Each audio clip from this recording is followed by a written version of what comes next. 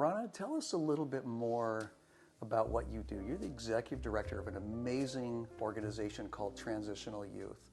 Tell us more about that. Well, it is a privilege, beyond privilege. Transitional Youth has been around for 30 years, and we've been serving at-risk youth for 30 years.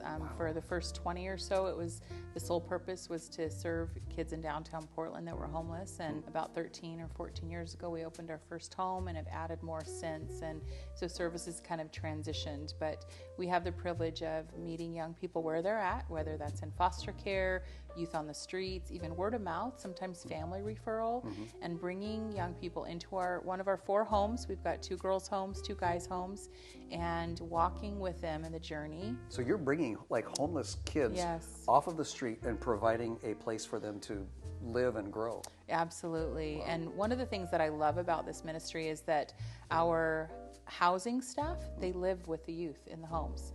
So they're like house parents, house managers. And so it really is about establishing an atmospheric community where these young people can come in and really have a place to belong. Yeah. I believe strongly that one of the biggest elements that is missing in their lives, it's not housing, it's not job, it's not resources, it's community. Stability. Yeah, they need people. Hope. Just like you do. When you think about what you need community. You need your family. I need pepperoni pizza. Okay, well that too. We do have pepperoni pizza also. You might be interested. I'll be there.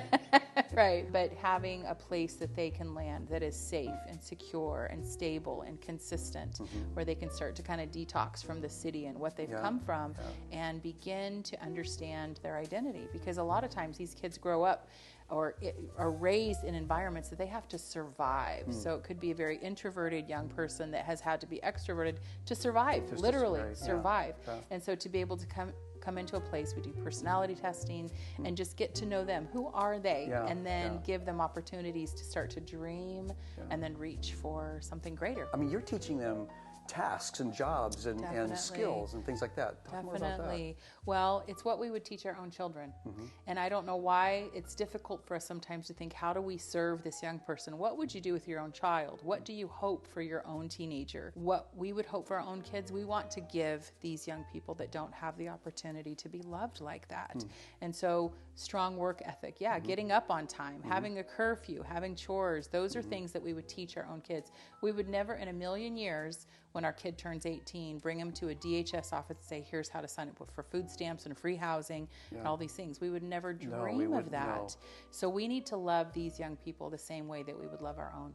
And that's providing those tangible, real opportunities for them to step into those opportunities. Right. We want them to learn how to make coffee and how to fix bicycles. That's right. That's right, we do. And it's Breaking Cycles Coffee and Bike Shop is a perfect place for that. Another thing I wanted to ask you about, I mean, you were telling us earlier about your story and how you were that kid on the street. And I was thinking to myself, man, you should write a book. You really should write a book.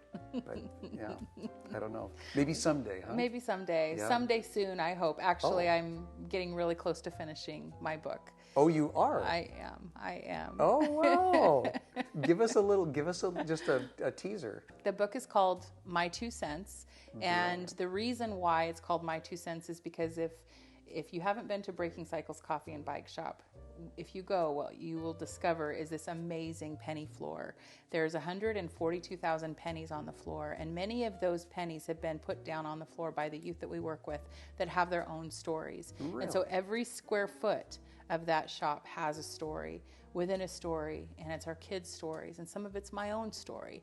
And so My 2 Cents is a book of short stories about the youth that I've worked with for many years in my career, and then parts of my own story as well. So this is a real running coffee shop, and anybody can come get a cup of coffee and get to know the kids that are there. Where is it? It's on 33rd and Powell. Okay. And our apprentices, it's a paid apprenticeship, and so they're getting paid minimum wage to come in and learn these job skills and barista work and bike mechanics.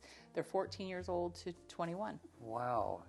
We got to come down there. Let's all get together for a cup of coffee. It's great coffee. Breaking Cycles Coffee Shop, which is actually right here. Yes. Breaking Cycles Coffee Shop. Oh, that's so cool.